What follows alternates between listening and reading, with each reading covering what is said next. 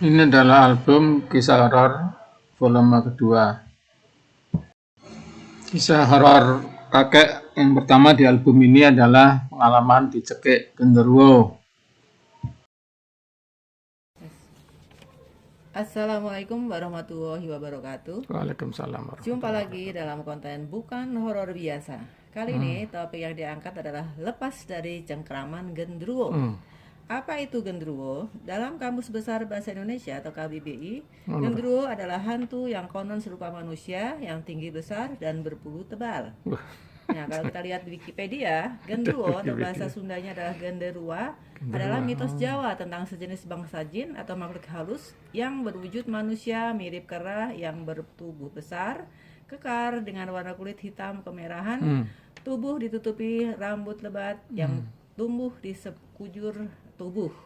Nah, kali ini Simbah atau Bapak Sigit Haryadi ini mau menyampaikan pengalamannya untuk bisa lepas dari cengkraman genderuwo. Kejadian di Kota Bandung saat Pak Sigit atau Simbah baru awal-awal kerja.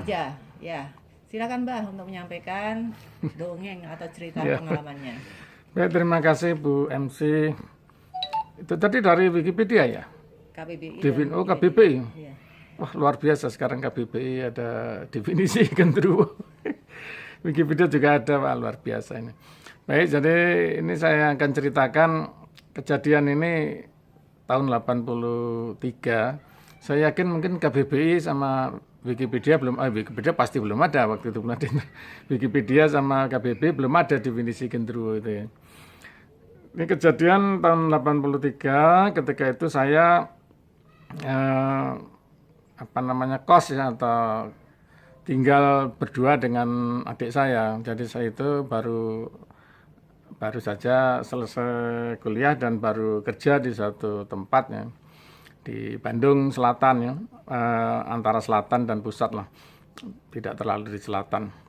Nah ini saya waktu itu ada adik yang ikut saya. Jadi adik saya itu baru kuliah di Bandung, tahun pertama dia kuliah itu. Jadi dia tinggal bersama saya. Nah ini kami waktu itu tinggal mengontrak. Nah ini kamar, sebenarnya bukan kamar, bukan rumah. Tapi bagian dari rumah itu ada kamar tamunya yang ukuran 4x4 gitu ya. Nah ini disewakan ke kami. Jadi lokasinya ya di Lebak Gede waktu itu istilahnya.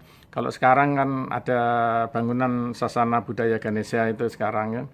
Dulu waktu zaman tahun 60-an sampai 80-an itu mungkin tahun 50-an ya, atau 50-an sampai tahun 80-an itu di posisi yang sekarang Sasana Budaya Ganesha itu ada perkampungan ya, rumah-rumah yang penduduk ya. Tapi kalau tanahnya sih tanah negara kelihatannya. Jadi kalau yang dekat dengan jalan raya di Jalan Taman Sari Bandung itu ada sawah kalau salah, yang agak ke sana, yang agak di atas itu. Jadi itu disebut Lebak Gede karena posisinya curam gitu ya. Jadi posisinya curam gitu ya, lembah gitu lah. Di bawah itu ada Sungai Cikapundung ya di situ.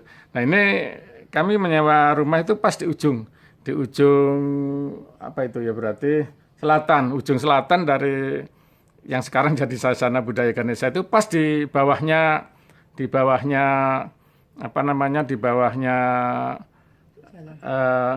reaktor atom. Jadi reaktor atom kan di sebelah situ ya. Jadi dulu itu waktu itu saya tahun 83 itu ada jalan yang persis di sebelahnya reaktor atom. Di utaranya reaktor atom itu ada jalan yang ya cukup untuk satu mobil ke bawah. Jalannya turun ya, namanya juga Lebak Gede ya. Jalannya turun terus di situ ada lapangan bulu tangkis atau lapangan lapangan voli ya dipakai itu bisa buat parkir berapa mobil itu. Tapi itu mobil tamu ya kalau orang di kampung itu maupun mahasiswa yang kontrak rumah di situ, kos atau kontrak rumah di situ ya, waktu itu nggak ada yang punya mobil ya, tahun 80-an memang kan jarang orang punya mobil ya. Paling juga motor ya, sepeda motor. Jadi kami tinggal itu, jadi di jalan turun itu kemudian hanya sampai di lapangan itu, kemudian jalannya kecil, hanya untuk motor. Nah itu turun sampai ke bawah ke tempat kami tinggal. Nah ini saya tidak punya firasat apa-apa tentang tempat itu, saya nyaman ya. Yang nyari tempat itu adalah adik saya. Jadi adik saya kan ikut bersama saya ya waktu itu. Nah itu dia mencari dan saya nyaman waktu pertama bertempat itu, tidak merasa ada sesuatu yang aneh lah gitu. Jadi dari kamar saya itu kalau pintu dibuka itu ada di depannya ada lapangan bulu tangkis. Ada lapangan bulu tangkis itu sering dipakai orang kampung situ main, tapi kadang-kadang mengundang dari pemain bulu tangkis dari RW lain yang main di situ, ya lumayan lah kita ada tontonan orang nonton bulu tangkis. Kemudian di setelah lapangan bulu tangkis itu terus Sungai Cikapundung, tapi Sungai Cikapundungnya itu agak turun ke bawah di posisi kami itu. Kalau Sungai Cikapundung itu yang di daerah utaranya itu di Lebak Gede itu, yang sekarang jadi Sana Budaya Ganesha itu tingginya bedanya sungai dengan ini hanya sekitar 1 meter, 2 meter ya beda. Tapi kalau pas di situ curam. Terus kemudian kami pemandangannya bagus. Jadi di depan itu setelah sungai ada perkampungan perumahan yang di belakangnya toko-toko Ciamplas itu. Jadi saya merasa enak loh, ini bagus ya adik saya itu yang nyari enak ini tempat ini yang kita tinggal di situ. Ya nggak ada masalah sebenarnya. Ini sampai sebulan, 2 bulan ya.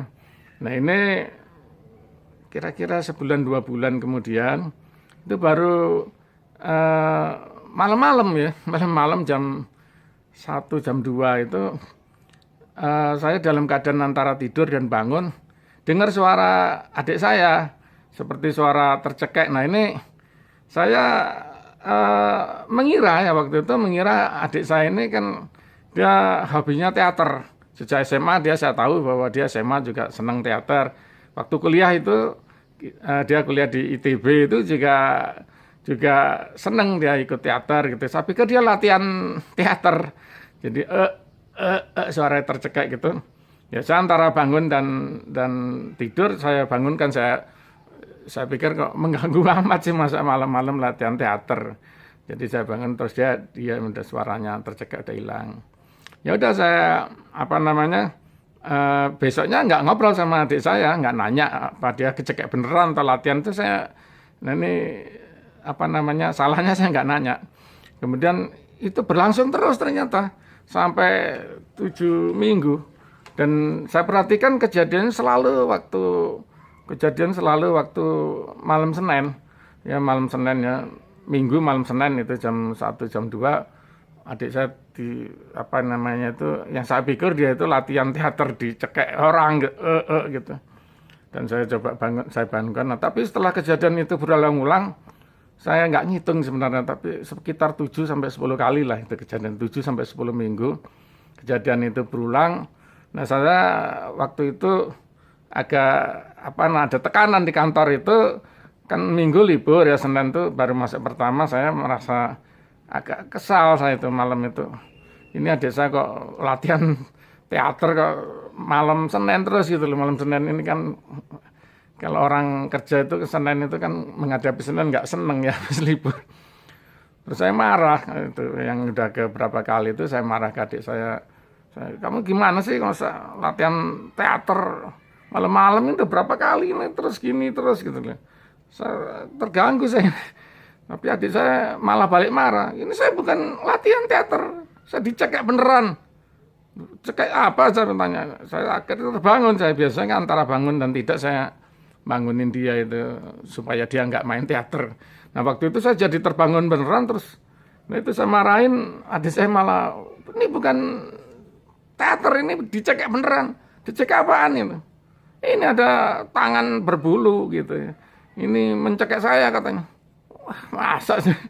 Saya nggak pernah ngalami kayak gitu, saya bilang. Kamu itu apa-apaan sih? Kalau beneran itu, terus saya marahin adik saya. Kalau beneran itu kamu harus introspeksi itu. Ini Masmo ini ya sampai umur segini nggak pernah kalau diganggu hantu apapun itu nggak pernah. Emang sering ketemu juga baik-baik aja, nggak pernah kau sampai nyekek loh. Kamu tuh harus introspeksi, kenapa kamu sampai dicekek gitu, saya marah-marahin gitu. Terus adik saya, ya mas, nanti saya introspeksi gitu. Terus ya udah, terus dia tidur.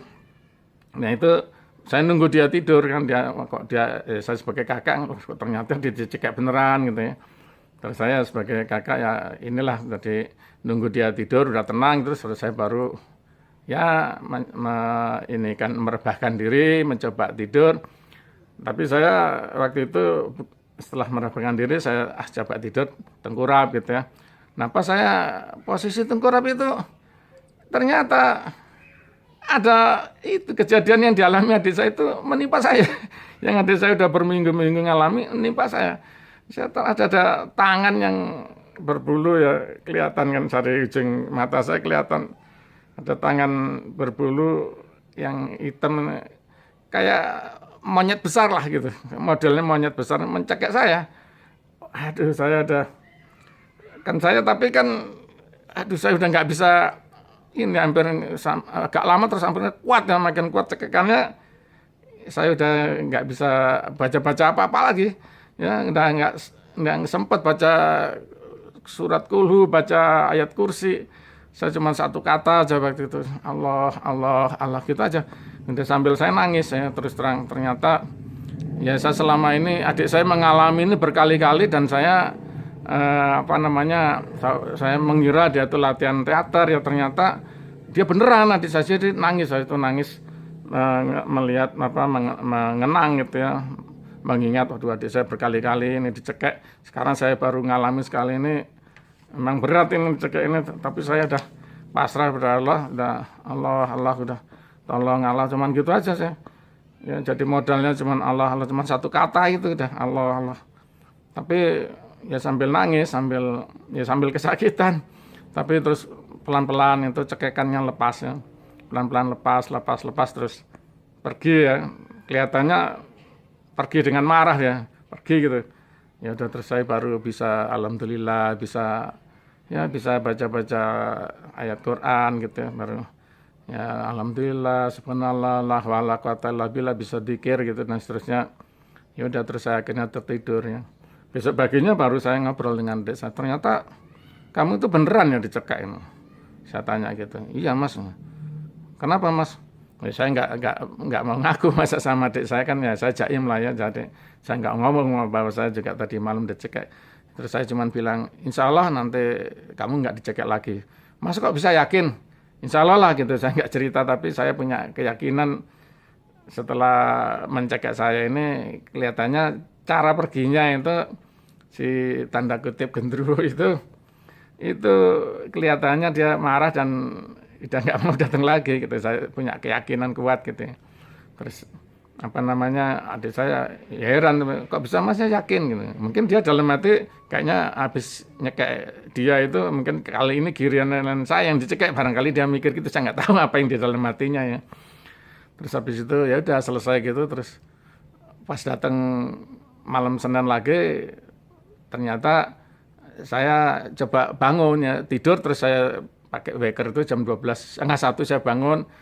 Terus saya coba lihat adik saya tidur tenang. Ternyata nggak itu lagi, nggak dicekek apa gendruwo itu. Adik saya, terus saya juga nggak ya. Jadi alhamdulillah.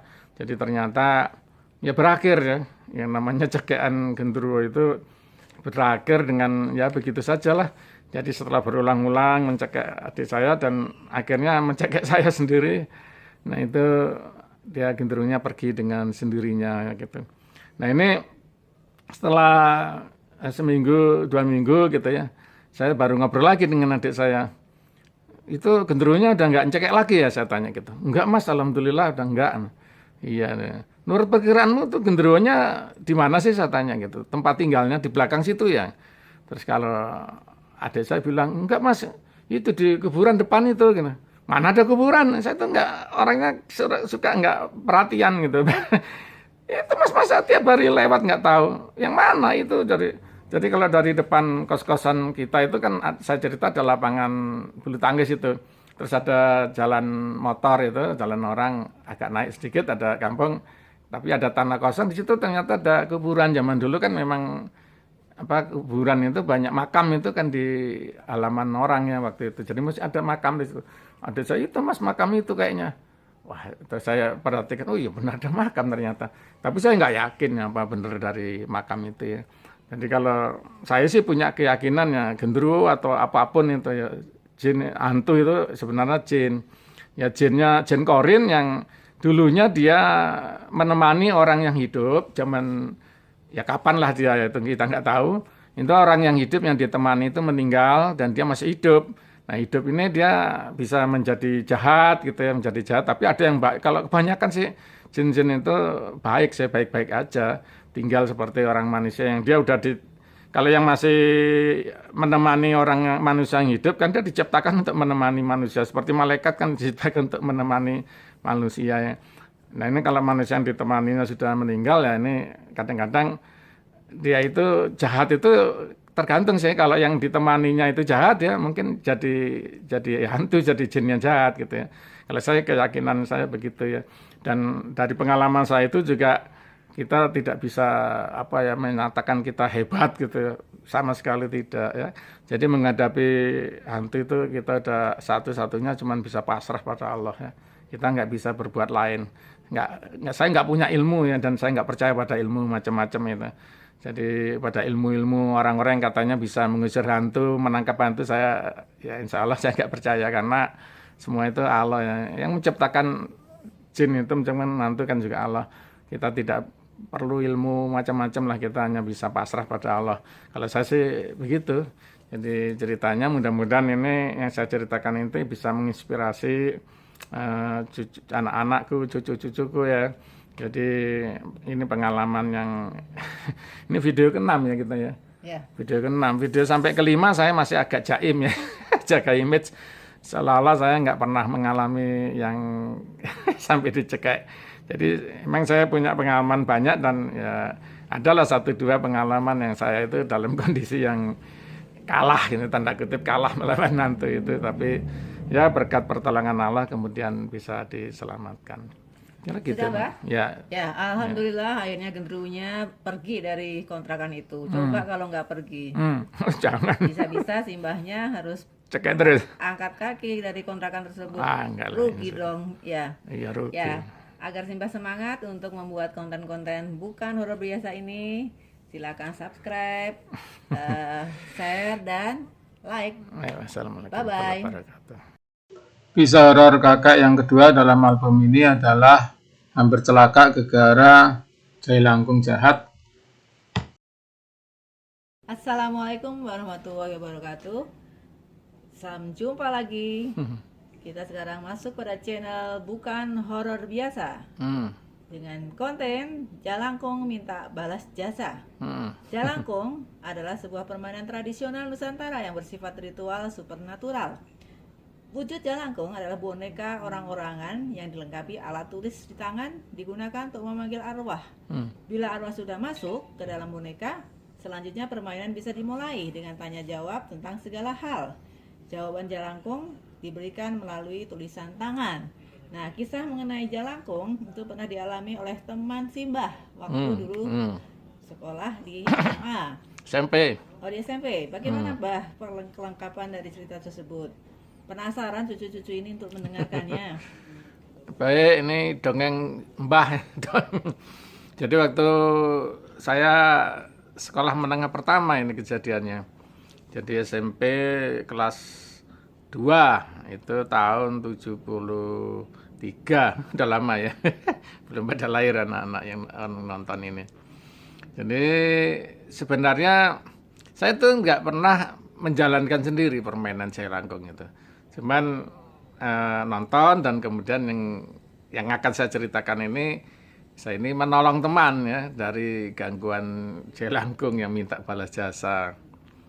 Jadi memang zaman dulu ya tahun 60-an, tahun 70-an itu kan belum ada, jangankan internet ya, televisi aja belum ada. Jadi orang itu kemana-mana bawa radio itu, nenteng radio, dengerin radio. Jadi pada waktu itu seperti itu. Jadi pada kondisi seperti itu memang ya anak-anak itu, anak SD, SMP, SMA itu memang terus akhirnya main Jailangkung itu. Jadi Jailangkung itu ya sebenarnya kan dia itu apa namanya, ada jin yang diundang gitu. Jadi ada mantranya itu kan selalu ya membohongi jin itu ya, membohongi jin atau hantu itu bahwa di sini ada pesta kecil dan seterusnya gitu. Saya pertama kali melihat permainan Jalangkung itu nggak seperti yang tadi MC-nya bilang ya. MC-nya istri saya ini bilang bahwa Jalangkung itu ada orang-orangan. Nah, pertama kali saya lihat waktu SD, melihat itu itu teman kakak saya udah ada yang SMP gitu. Itu datang ke rumah saya di pinggir jalan itu waktu saya kecil itu, rumah yang cukup besar, halaman terasnya itu cukup besar sehingga terus ada tempat untuk duduk rame-rame anak-anak kecil. Saya melihat itu teman kakak saya itu main Jalangkung. Yang pertama kali saya lihat itu dia hanya pakai itu apa namanya itu tutup botol gitu ya. Kalau dulu kan botol bukan kempleng kenceleng apa. Nah itu kan tutupnya, kalau zaman dulu kan yang namanya orang jualan kecap, jualan minyak goreng itu kan botolnya dari botol kaca, kan ada tutupnya dari seng itu apa tuh namanya.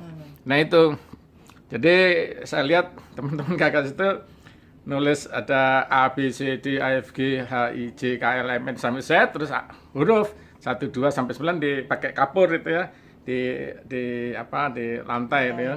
Bukan di lantai, sebenarnya di itu apa sih? Ya, di teras itu ada semacam tempat lah untuk menulis itu. Nah kemudian itu 2 orang yang megang kempiang tutupnya botol dari seng itu.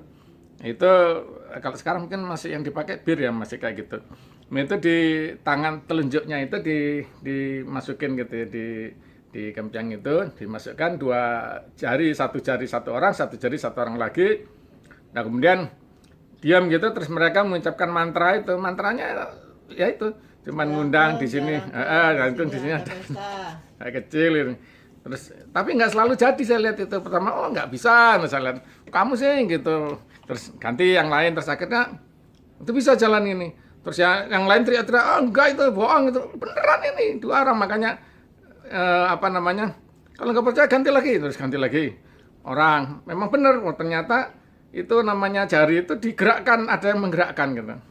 Menggerakkan, begitu udah bergerak-gerak terus langsung saya lihat itu teman kakak saya, keluarga saya itu pendiam ya, jadi cuman jadi tuan rumah yang baik, itu menonton aja. Yang main itu teman-teman kakak saya yang rumahnya agak dekat-dekat dari situ ya, sampai beberapa ratus meter dari rumah. Terus itu mulailah main itu, ditanya namamu siapa gitu, mesti selalu pertanyaan namamu siapa, terus dia bilang jam dan seterusnya. Saya juga waktu saya kecil takjub juga saya itu. Pertama saya nggak percaya, tapi karena mereka tuh nggak percaya, akhirnya memang membuktikan bahwa itu benar digerakkan oleh energi apa itu. Jadi memang tidak bergerak sendiri. Terus namamu siapa, terus siapa, katakan misalkan namanya R ke R A B U, namanya Rabu misalnya aja gitu ya. Terus ditanya lagi, kamu mati kenapa? Lah mesti gitu nanya-nanya gitu. Saya waktu itu juga bingung, ini apa namanya, bukan, kalau saya dari kecil udah yakin itu bukan arwah penasaran kayaknya ya, apa namanya itu di pelajaran anak sekolah itu saya dikasih tahu itu namanya jin gitu. Nah ini terus tanya macam-macam, terus ya itu terus mulai nanya yang ini, ngetes gitu ya. Guru saya namanya siapa gitu ya, guru bahasa Indonesia saya namanya siapa, terus cocok gitu, yang lain nanya lagi gitu. Nah itu kadang-kadang pas ditanya guru siapa, salah, wah udah bubar, langsung besoknya main lagi. Kalau dites dia nggak bisa jawab, terus bubar anak-anak itu, bodoh, terus berhenti. Nah itu suatu saat itu pernah juga saya sering yang Jalangkung tanda kutip itu pintar juga. Ditanya macam-macam cocok terus. Guru saya siapa? Cocok. Terus habis itu ditanya bahkan guru saya tahun kemarin, cocok lagi gitu. Wah ini Jalangkung apa namanya, jinnya pintar juga ini, ilmu pengetahuan umumnya cocok terus. Nah itu saya ngelihat gitu. Nah kalau udah mulai cocok lagi, ini yang bahayanya itu. Kalau udah mulai yang Jalangkungnya atau jinnya itu pintar gitu, itu terus anak-anak itu saya lihat sendiri mulai nanya yang enggak gitu, nanya yang akan datang. Kalau ditanya kondisi yang sekarang atau yang lalu ya si Jalangkung ini bisa jawab kan, memang itu pengetahuan memang ada. Tapi anak-anak kecil dasar kadang-kadang terus nanya, nanti saya besar jadi apa gitu. Wah itu pada nanya gitu, wah seneng jadi pilot, jadi apa gitu. Terus saya dipanggil, Didik kamu sini. Ini yang ini Didik ini. Ini kalau besar jadi apa? Saya diramal tidak lulus SD, wah kurang ajar. Saya jengkel. Semenjak itu saya itu benci saya sama Jalangkung ini terus terang. Gara-gara saya diramal tidak lulus SD. Padahal saya jelek-jelek ini juga juara. Jadi diramal tidak lulus SD. Semenjak itu saya itu nggak suka saya dengan permainan Jalangkung itu. Nah itulah setelah beberapa tahun, kemudian saya ketemu lagi. Itu udah besar, udah agak relatif besar, udah SMP. Itu main lihat teman itu di rumahnya, kalau ini ya, di rumah teman saya. Itu jarak kira-kira 100-200 meter dari rumah saya. Itu teman dekat ya, teman SMP. Nah itu main itu Jalangkung, tapi lebih serius ini, nggak pakai cuman tutup botol, tapi dia pakai ya itu orang-orangan itu. Terus dia ya sama, tadi di papan ada ditulis kabur gitu. Terus ya itu juga memang di undang-undang itu seringnya nggak masuk sih, seringnya nggak bisa jalan Jalangkungnya. Tapi terus suatu saat terus saya ngelihat itu teman saya dan teman-temannya. Tapi bukan, kalau teman saya ini teman satu SMP, satu kelas, tapi banyak orang lain itu bukan teman sekolah itu. Nggak tahu teman mainnya teman saya. Nah itu malah kadang-kadang, nah terus kali-kali masuk gitu. Wah masuk gitu Jalangkungnya. Terus nah ya itu ditanya-tanya macam-macam terus. Tapi terus ditanya ya gitu, seringkali pertanyaannya tuh jawabannya salah. Nah, sampai suatu saat itu, nah ini Jalangkungnya atau jinnya itu pinter. Nah terus pinter tapi galak. Nah ini, terus dia ditanya itu cocok terus gitu ya. Tapi dia galak, saya diusir. Terus dia bilang, dia nulis ngorek-ngorek gitu terus. Kenapa dipanggil waktu itu saya lupa namanya siapa, kan ada namanya yang ngaku gitu siapa. Apa marah itu yang dia ngomong itu nulis seret si tangannya gerak ke kapur gitu, nulis nama saya Sigit suruh keluar. Wah saya diusir. Saya diusir dari ruangan, kurang ajar. Kenapa dia benci sama saya gitu? Waduh, saya pikir pinter juga ini jinnya, ngerti kalau saya itu benci sama dia. Saya karena dulu pengalaman berapa tahun sebelumnya saya diramal nggak lulus SD, kan saya jadi benci ya sama Jalangkungin. Terus saya diusir dari kamar. Waduh, saya diusir. Git, kamu keluar, Git. Lu gimana sih, saya kan pingin nonton. Enggak, kamu keluar. Terus habis itu masih marah, saya dari luar dengar ya, tapi saya keluar kamar tapi masih dengar itu. Terus teman satu lagi itu disuruh keluar. Nah itu dia nggak mau, teman saya itu nyembah, ampun mbak gitu. Saya nggak apa-apa, nggak mau keluar saya di sini. Nah itu terus akhirnya ya saya kesel lah, diusir sama Jalangkungnya, saya pulang ke rumah. Nah terus saya nggak tahu kejadiannya gimana. Terus, nah ini ceritanya suatu malam itu ya, saya udah tidur ya di di jendela rumah saya diketok-ketok. Jadi saya tidur itu di kamar di belakang gitu ya.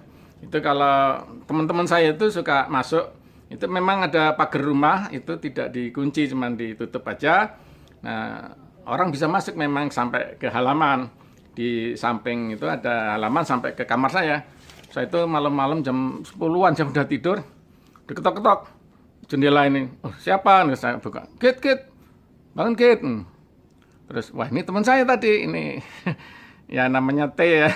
Ini teman saya ini yang main Jalangkung itu ketok-ketok jendela. Ada apa? Saya tanya. Ini tolong nih, ini ayo ini ke depan keluar.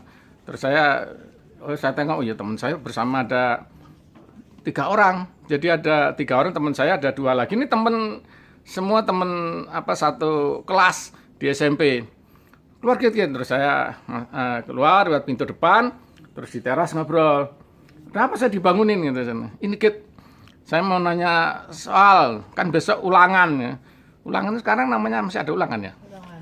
Masih ada ya ulangannya. Nah, namanya ulangan. Kalau dulu tuh zaman saya sekolah itu namanya ulangan itu semacam ujian harian lah, bukan harian, dia biasanya 3 minggu 2 minggu sekali ada yang namanya ulangan ini. Kuis ya, kalau sekarang mahasiswa namanya kuis. Ini ada ulangan, bukan, dia nggak ngomong ulangan. Besok kan ulangan ilmu ukur. ilmu ukur itu paling susah dulu itu. Jadi dulu itu belum ada matematika tahun 73 itu. Matematika itu baru mulai tahun 75. Jadi istilah matematika dulu belum ada di Indonesia waktu saya kecil itu. Dulu namanya itu kalau SD namanya berhitung, ya. Kemudian SMP ada namanya aljabar sama ilmu ukur. Ada dua. Aljabar itu apa namanya? Saya memang senang dua pelajaran matematika itu. Teman saya ini kita ada soal-soal ilmu ukur ini. Coba ini dijawab, tolong kamu jawab. Terus saya lihat, waduh soalnya susah. Wah ini soal yang agak lumayan susah ilmu ukur ini. Apa namanya, terus teman saya mikir sebentar gitu, agak lama juga itu saya lihat, wah akhirnya ketemu jawabannya gini-gini, ada 3 soal, tiga soal susah semua itu ilmu ukur. Itu kalau matematika sekarang apa namanya itu ya? Sekarang kan namanya matematika ya. Trigonometri kan kosinus, enggak yang garis-garis itulah. Nah itu apa itu? Dulu namanya ilmu ukur ruang yang garis-garis itu. Pitagoras segala macam SMP itu. Ini kemudian ya saya udah ngantuk ya, terus selesai lah. Dibawa itu jawaban saya. Mereka pulang bertiga. Nah terus ya saya udah lupa ya. Terus besoknya ulangan ilmu ukur. Terus saya waktu ngecek, wah langsung dek saya. Ini soalnya kok persis dengan yang teman saya tanya ke saya itu ya. Teman tadi malam itu datang 3 orang tuh. Waduh persis banget gitu ya. Saya pikir wah ini nggak bener ini. Kayaknya teman-teman saya ini mungkin les ya, saya nggak tahu, pikiran saya kok dia bisa yang ditanya ke saya itu soal persis gitu. Jadi kemudian ya karena saya sudah mengerjakan tadi malam gitu, ya saya bisa mengerjakan dengan lancar gitu ya. Ya saya biasa, tapi memang waktu itu saya apa namanya? Ya kalau ulangan itu memang saya biasa mendapatkan nilai 10 itu nggak aneh, cuman memang soal itu agak susah. Kalau saya malam itu saya nggak ditanya soal itu, saya mungkin juga nggak dapat 10 nilainya, nggak dapat 100, nggak benar semua. Tapi karena saya malamnya ditanya persis soal itu ya saya jadi bisa. Nah kemudian besoknya tuh saya dipanggil sama guru ilmu ukur tadi, disuruh menghadap ke ruang guru. Nah terus saya datang gitu di ruang guru, udah siap guru-guru semua. Waduh, ada apa Pak yang? Terus saya di sidang ternyata saya ditunjukkan, ini ulanganmu. Ya Pak, kenapa Pak? Dapat 10. Terus saya, ya memangnya kenapa Pak? Kan saya sering dapat 10. Terus gurunya agak gini. Saya ini ngasih soal, ini lain ya. Tiap tahun saya keluarkan soal ini tidak ada yang pernah dapat 10 ya. Saya memang nggak ragu kamu sering dapat 10, 100 ya. Tapi kalau soal ini, saya nggak yakin kamu bisa dapat 100 kalau kamu tidak tahu sebelumnya tentang soal ini. Terus saya mau gimana ya? Terus saya bingung. Terus akhirnya diem aja. Terus akhirnya gurunya ngeluarin lagi berkas. Ini ada 3 orang lagi. Ya. 3 orang lagi yang sama dengan kamu dapat 10. Nah, terus ya akhirnya saya masih diam, masih takut saya kan, aduh ketahuan ini tadi malam teman saya nanya soal ini. Tapi kok saya di sidang, saya nggak ngerti, saya pikir tadinya gurunya ini ngasih soal ke teman saya kan gitu. Nah terus ditunjukkan soal yang teman-teman yang lain, yang satu angkatan itu ada 3 kelas itu, total ada 100 orang, guru saya bilang lagi, ini 100 orang, 4 orang ya kamu dan teman 3 lagi, itu dapat 10 ya, dulu nilainya 10 ya, kalau sekarang mungkin kalau benar semua 100. Dapat 10 4 orang, yang lain itu paling bagus dapatnya 4. Saya sekali-kali memang bikin soal susah katanya. Yang lain semua paling bagus nilai 4, ada 3, 2, 1, 0. Kalian berempat dapat 10. Sekarang kamu harus jujur menjelaskan kenapa. Nah, terus ya kondisinya seperti itu ya, terpaksa kan saya akhirnya ngomong, begini Pak, jadi teman saya bertiga itu tadi malam datang ke rumah. Nanya soal ini persis gitu. Terus jadi saya memang udah siap. Dan teman-teman saya ini kan nanya ke saya jawabannya seperti apa, solusinya itu. Terus ya kita berempat jadi udah siap untuk menghadapi soal ini. Kamu dapat dari mana? Saya nggak tahu Pak. Saya cuma tahunya ya itu saya ceritakan malam-malam saya ketok jendela kamar saya itu yang dari luar itu. Terus saya keluar rumah, saya ditanya soal itu. Saya nggak tahu Pak. Malah saya mungkin pikir Bapak yang ngasih gitu. Marah mengudak meja. Luar biasa, mana saya ngasih ke murid. Ya udah kalau itu kamu keluar. Terus habis itu di sidang teman-teman saya yang bertiga itu. Saya nggak tahu sidangnya kan saya disuruh keluar. Nah pas pulang itu teman saya marah-marah. Git, gimana sih kamu kok cerita-cerita kalau dalam malam kamu dapat soal dari kita. Lah saya ditanya gimana, 100 orang yang dapat 10, 4 orang kita ini, kamu bertiga sama saya. Terus yang lain dapat paling bagus nilai 4 kan, gimana saya akhirnya cerita bahwa kita itu udah mengerjakan soal itu tadi malam, kan saya nggak tahu ceritanya gimana. Nah, memangnya dapatnya gimana? Saya tanya ke teman saya itu. Terus mereka gini, kita juga tadinya nggak ngaku, akhirnya ngaku. Dapat dari mana? Ya itu dari Jalangkung. Wah, cilaka saya bilang. Ini Jalangkung yang ngusir saya dulu ini. Dari permainan teman saya ini, ternyata itu Janggeng itu yang ngasih soal ujian yang persis itu. Waduh, saya ada ke teman saya ada marah-marah kan nih. Kamu ini gimana sih, masa Jalangkung kok kamu minta tolong gitu, saya bilang gitu. Ini Jalangkung atau jin ini ya, kalau dia bodoh itu kamu main-main mungkin nggak apa-apa, kalau dia pinter itu bahaya, saya bilang gitu. Apalagi dia sudah minta udah ngasih balas jasa kan, yang ngasih soal ujian. Iya, tapi kita dianulir akhirnya, Kit. Kamu tetap nilainya 10, tapi kita bertiga dikasih nilai 2 katanya gitu. Dan dicoret nilainya, kita dikasih nilai jelek ya, sama dengan yang lain gitu. Jadi percuma kita minta tolong ke Jalangkung ini katanya. Ya udahlah, makanya pengalaman jangan main Jalangkung lagi gitu. Ya udah gitu. Nah, ini ceritanya. Ternyata mereka masih main Jalangkung itu.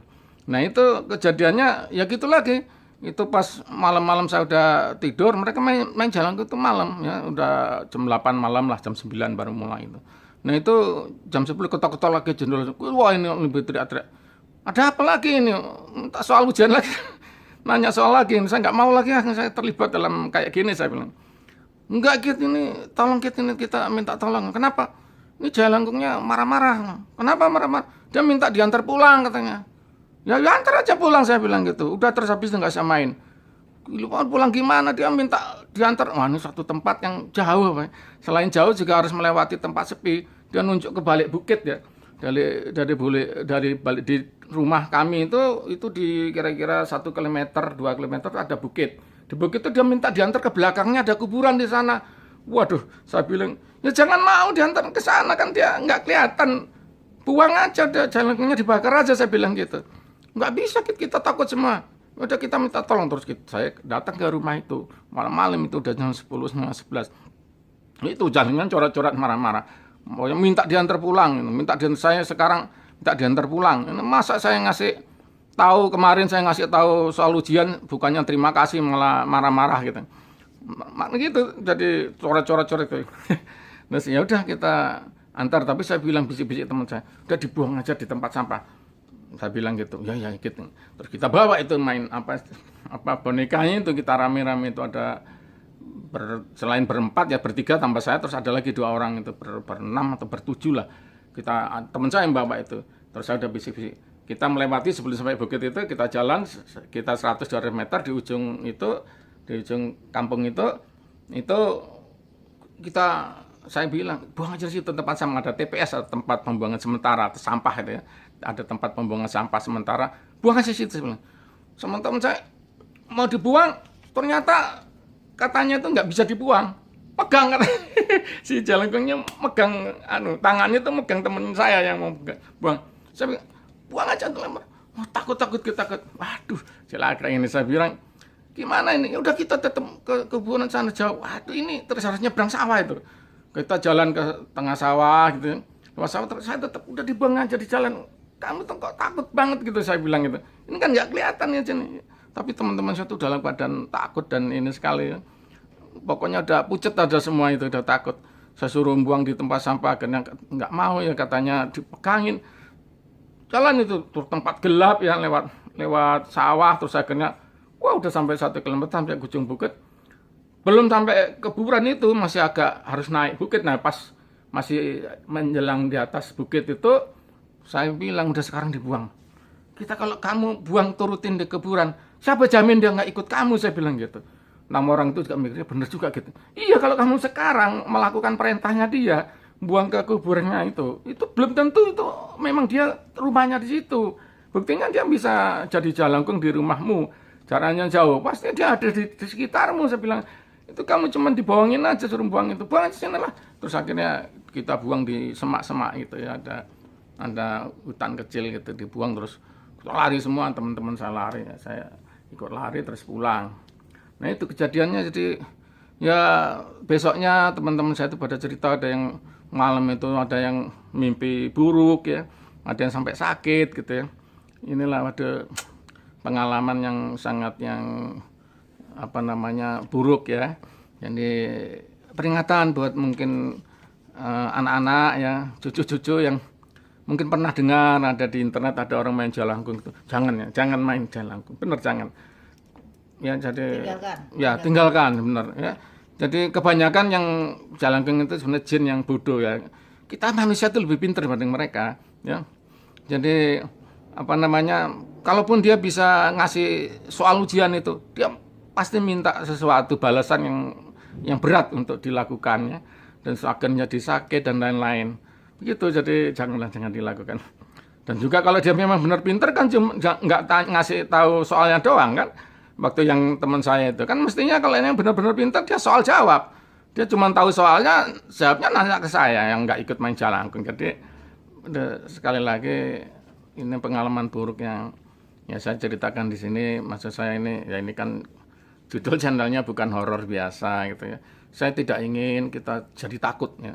Kita ini manusia lebih kuat lah dibanding jin ya. Kalau mereka sampai terjadi bisa menguasai kita, itu sebenarnya karena kesalahan kita yang mengabdikan ya, tanda kutip mengabdikan diri ke mereka, yang kita kerjasama dan minta tolong ke mereka. Itu ceritanya. Gitu Mbak? Ya ceritanya. Aduh, ternyata jalangkung minta diantar pulang, nggak bisa pulang sendiri jalangkung. Ya udah diantar tapi terus jadi sakit, itu yang berat. Suka dengan cerita Simba? Ya kalau suka, like, comment, dan share ya, biar Simba semangat untuk menceritakan pengalaman-pengalaman yang lain, bukan horor biasa, di kesempatan yang berbeda. Sekian, bye-bye. Kisah horor kakek ketiga di album ini adalah Nobar Sundel Bolong.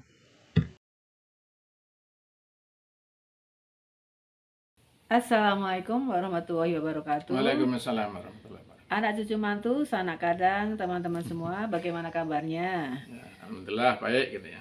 Hari ini kakek Sigit akan menceritakan kembali kisah horornya yang pertama kali melihat hantu sundel bolong.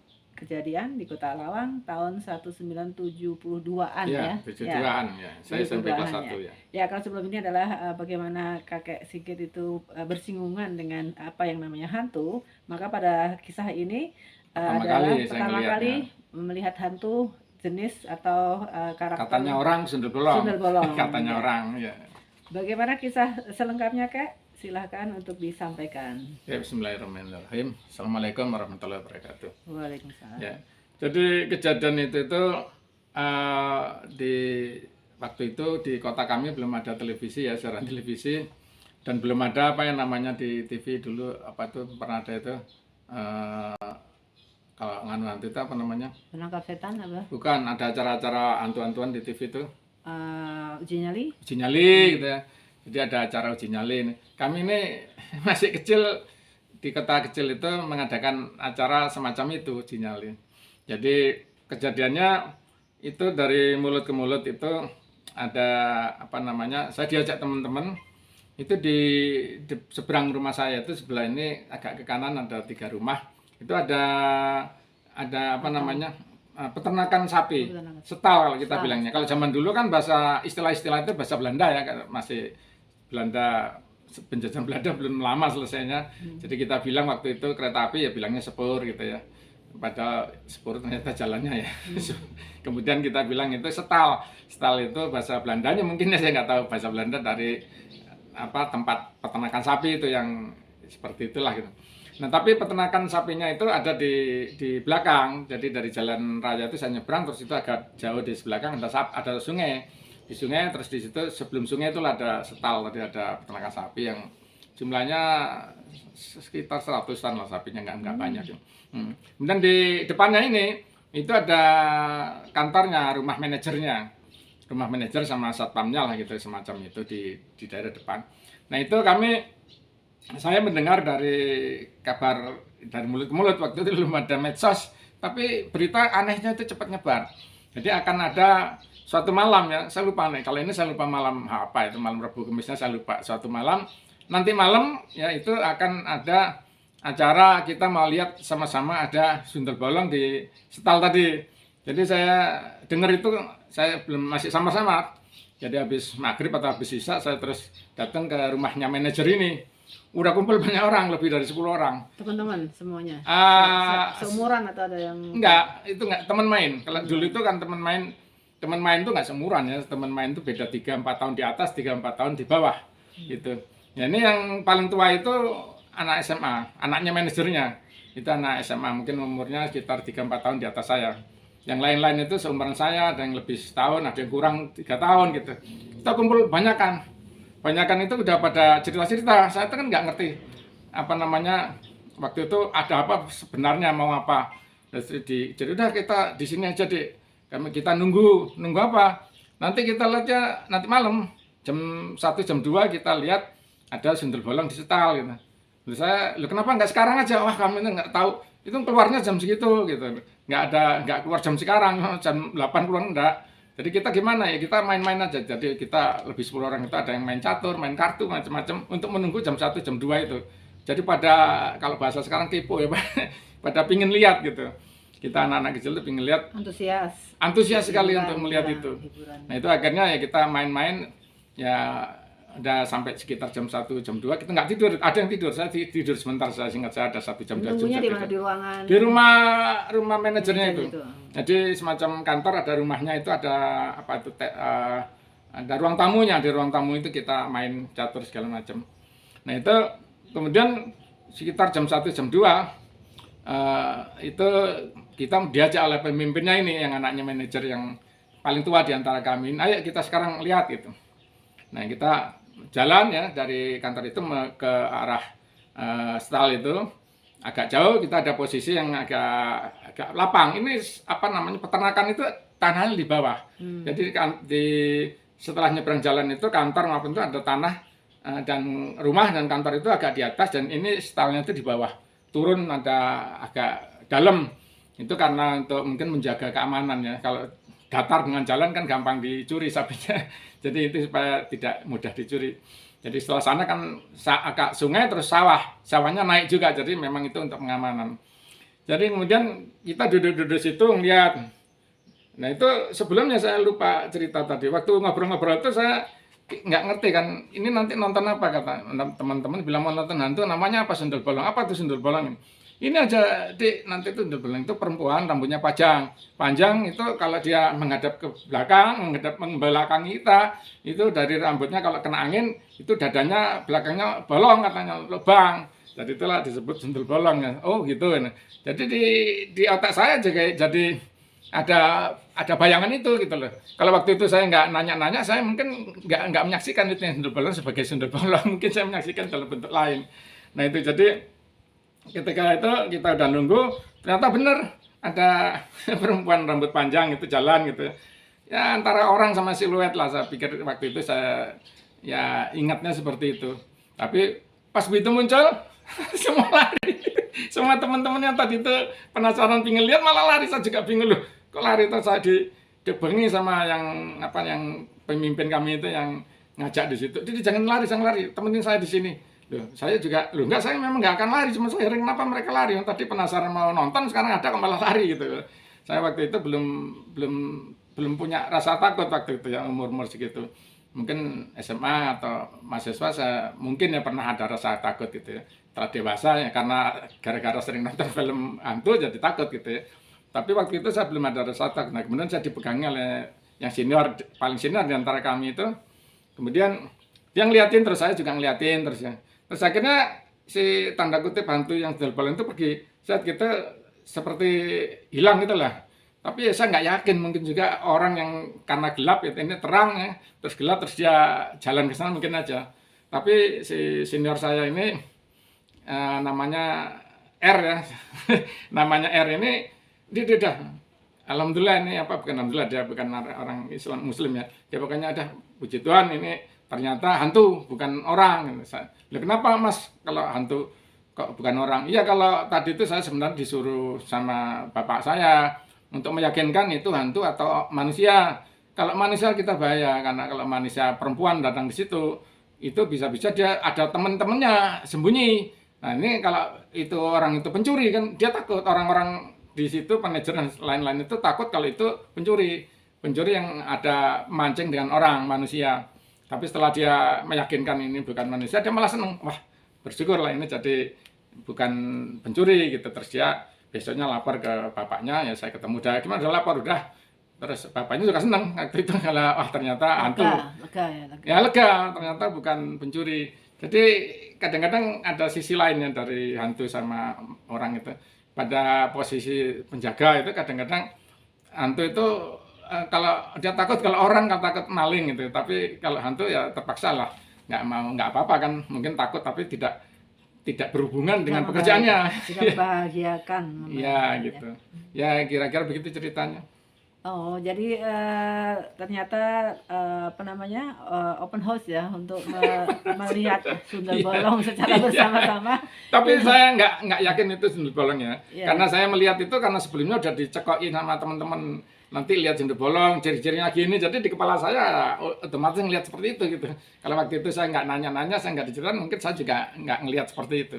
Ya, artinya ini ya mengundang teman-teman Semua banyak kan. semua orang banyakan itu adalah salah satu cara untuk istilahnya menjadi suatu kekuatan ya bagi Ya, si bagi anak ya, manajer itu, Mas R tadi, Mas R Mas R itu ngajak banyak untuk orang. pembuktian bahwa ini benar-benar sundel bolong yang Eh, diinginkan dia tadinya nggak yakin apa itu Diinginkan sundel bolong orang atau tuanya, maling. ya. Ya. daripada itu orang gitu kan ya. Jadi Ya, kalau setelah maling dia terbukti bahwa dia adalah makhluk bukan makhluk kita, bukan makhluk manusia istilahnya. Malah lega orang Malah Mas lega R. karena ancaman dari sundel bolong ataupun makhluk Ya, dia nggak mencuri sapi. asal ini tidak akan mencuri sapi. Nggak mencuri sapi. Iya. Mereka jaga sapi jangan dicuri. Iya, Nah, kalau itu iya. perempuan manusia biasanya kan kayak Dia copet, adalah, dia copet adalah bawa ini teman.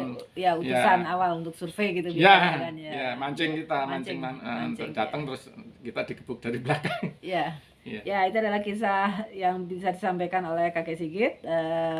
Mudah-mudahan tidak memberikan ketakutan Ya, ya tidak bagi- menjadi rasa takut ya, karena bagi cerita kita juga. semua. Cerita Isaror kakek selalu saya ceritakan dalam keadaan Iya. biasa.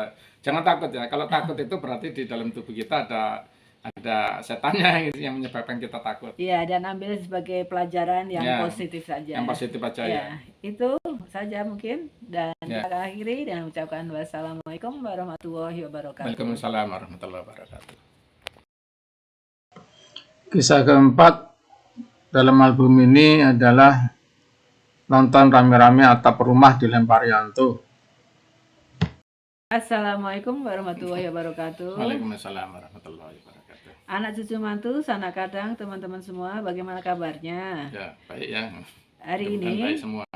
Kakek Sigit akan menceritakan kisah pertamanya bersinggungan dengan dunia lain. Kejadian di Kota Lawang tahun 1970-an. 71. 71 lebih Ya. tepatnya, ya. Ya. Bagaimana kisah selanjutnya terkait dengan persinggungan pertama kakek dengan dunia lain ini? Silahkan kita dengar sama-sama yuk. Baik, bismillahirrahmanirrahim. Assalamualaikum warahmatullahi wabarakatuh. Waalaikumsalam. Sebenarnya bukan persinggungan pertama, tapi fenomena hantu, ya, tanda kutip hantu yang pertama. Pelajaran pertama.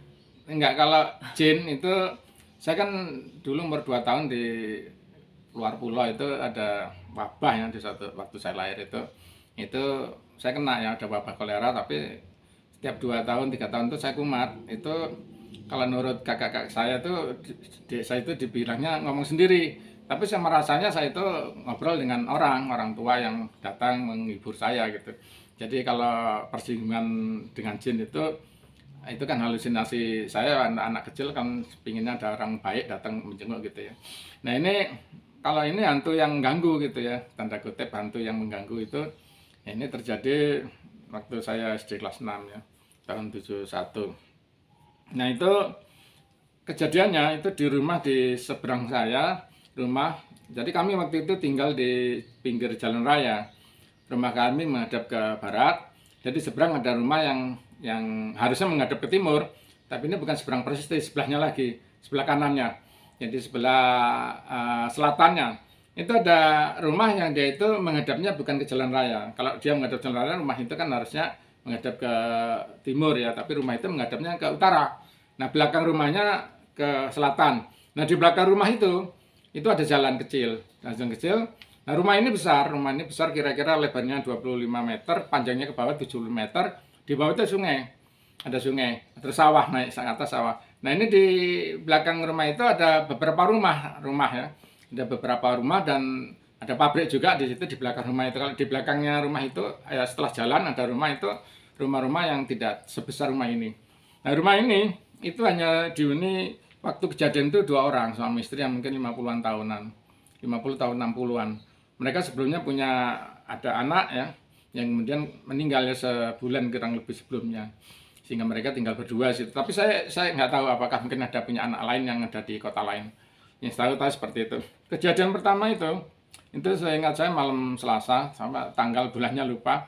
Malam Selasa itu rumah itu ada yang atapnya itu dari seng, agak beda ya. Kalau di Sumatera banyak rumah atapnya seng. Tapi di situ atapnya seng itu di kampung kami sebenarnya jarang ya. Tapi rumah itu pakai atap seng.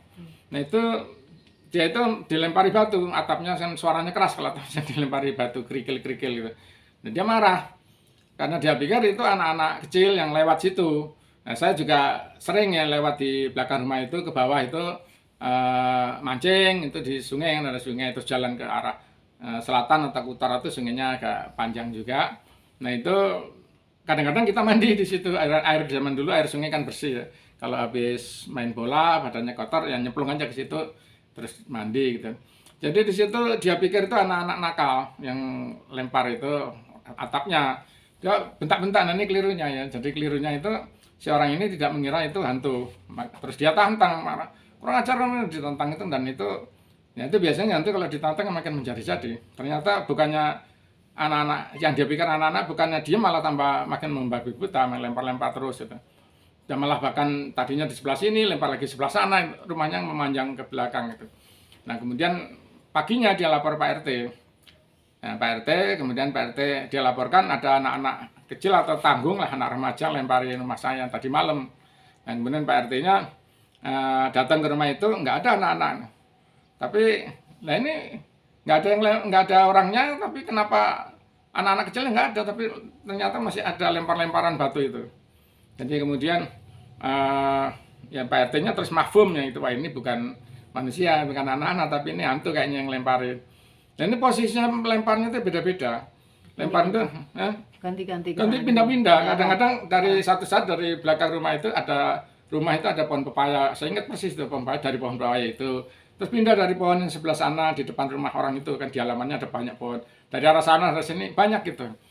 Itu apa namanya ya, waktu itu kemudian Pak RT terus cerita ke tetangga untuk mengatasi ini, tapi kemudian tersebar berita itu kejadian Selasa siang itu sudah tersebar ke seluruh kota, bahkan ke luar kota. Jadi rumah kami itu depan itu jalan raya yang waktu itu hanya cukup untuk dua mobil, satu ke arah utara, satu ke arah selatan. Sampai bis saja berhenti. Udah sejak Selasa sore itu ada bis berhenti, sopirnya berhenti sama penumpangnya ngelihat itu, kepo ngelihat, wah itu bener-bener nggak ada yang lewat. Kan mereka pertama nggak percaya gitu loh, ini pasti anak ngumpet gitu. Dari pohon sana coba dilari sana, nggak ada orang gitu. Pindah lagi dari sana, nggak ada. Kalau pohon-pohon besar kan mungkin orangnya nggak kelihatan, makanya didatengin. Tapi kalau dari pohon pepaya kan jelas nggak ada, nggak kelihatan orangnya. Kalau ada orang pasti kelihatan, dari pohon pepaya jelas ini bukan orang. Jadi waktu itu jadi tontonan ya. Kalau kita udah YouTuber mungkin kita bisa bikin videonya bisa viral. Tapi waktu itu belum ada YouTube ya, belum ada kamera, belum ada handphone ya. Jadi tidak bisa orang ngerekam seperti itu. Jadi kemudian, nah itu hari Selasa, kemudian hari Rabunya masih, jadi itu 3 hari 3 malam itu kejadian itu. Jadi betul-betul jadi ini hantunya kelompok komunitas hantu yang agak bandel juga ini. Karena hari Rabu udah mulai didatangkan yang ngusir gitu. Yang ngusir datang pertama orang pintar gitu ya. Nah, orang pintar ini itu pakai dupa gitu pas ngomong terus.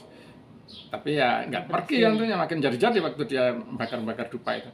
Terus datang lagi ya tanda kutip ulama gitu ya, baca-baca ayat suci Al-Quran, tapi hantunya terus saja karena hantunya kan nggak ngerti bahasa Arab ya. Kalau hantu itu kan, jin itu kan bahasa yang dia pahami itu adalah bahasa yang dimana dia tinggal orangnya. Kalau orang ada kebudayaan orang di situ bahasa Indonesia, ya dia bisanya bahasa Indonesia kan gitu. Orang bisa bahasa Jawa, yang dia tinggal itu ada manusia yang tinggal bahasa Jawa, dia bisanya bahasa Jawa. Nah ini diusir pakai bahasa Arab, dia nggak ngerti kebetulan karena rumah itu bukan Muslim, yang penghuni rumah itu bukan Muslim. Jadi dia keturunan Tionghoa, jadi dia bukan Muslim yang dimana diusir pakai ayat Quran, dia nggak mau. Datangkan lagi pendeta, datangkan pastor, datangkan dari kelenteng dekat rumah ada agak jauh itu ada kelenteng juga datangkan orang, nggak ada yang mempan. Nah kemudian baru pada hari Kamis siang itu baru didatangkan ini yang bisa ngusir tanda kutip itu kuda lumping. Rombongan kuda lumping itu sekitar 7 orang lah kurang lebih itu. Ada kuda lumpingnya 2 apa 3 saya lupa persisnya, terus ada yang bawa musiknya, alat musik gitu kan. Kuda lumping itu kalau waktu itu ya itu kebudayaan kesenian yang sebenarnya dia mencari nafkah itu dengan memanfaatkan jin. Jin itu dimasukkan ke salah satu orang atau 2 atau 3 orang yang ada di rombongan itu, kemudian dia melakukan hal yang tidak masuk akal, yang tidak bisa dilakukan oleh manusia. Kadang-kadang itu dia makan pecahan kaca dan seterusnya itu. Tapi jangan ditiru ya, itu nggak baik ya.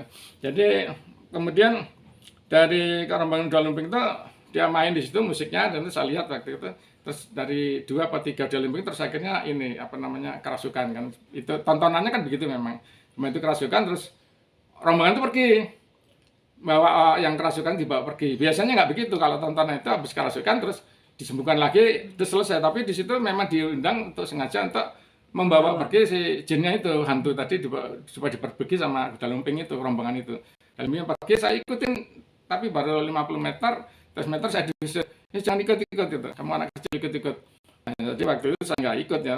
Jadi saya nggak tahu apakah tidak tahu apakah jin yang dibawa pergi tadi itu apakah dia itu kemudian dimanfaatkan jadi aset baru oleh rombongan kuda lumping tadi, ataukah dia dibawa pergi terus dipindahkan ke tempat lain, kita nggak tahu.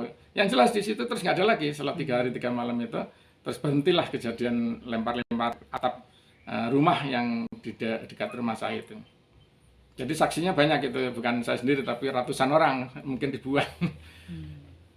Gitu Ya, saja. ya. Oh, jadi singkat kata bahwa kejadian hantu lempar-lempar genting di suatu rumah itu bisa hilang setelah Ya, mengundang kuda lumping kan didatangkan kelompok kuda lumping. Kuda lumping dan ya bisa jadi mereka kemudian berbaur ya. Ya, itu nggak tahu saya. Mungkin jadi pegawai baru. Atau ya. Jadi dari kelompok itu. Ya, menjadi bagian dari kelompok kuda lumping tersebut. Ya. Cukup ini juga ya, efektif juga ternyata ya peran dari kuda lumping pada saya nggak ngerti ya tadi. Tapi kalau sekarang mungkin udah nggak ada lagi ya. Nggak tahu ya. Gitu, ya. Waktu itu bisa dipakai memang. Ya, menarik juga kita horor kakek kali ini ya. Mudah-mudahan kita bisa mengambil hikmah dari cerita tersebut. Tidak berarti nakutin ya, jangan takut ya. Jin atau hantu jangan takut sama jin hantu. Iya. Ya, biasanya yang bikin kita takut itu orang-orang takut karena dia sering nonton film atau baca cerita yang dibesar-besarkan. Jadi kalau nggak dibesar-besarkan itu hantu biasa aja lah. Jangan takut. Ya, ambil hikmah dari cerita ini Ya. dan itu saja kita akhiri dengan mengucapkan wassalamualaikum warahmatullahi wabarakatuh. Waalaikumsalam warahmatullahi wabarakatuh.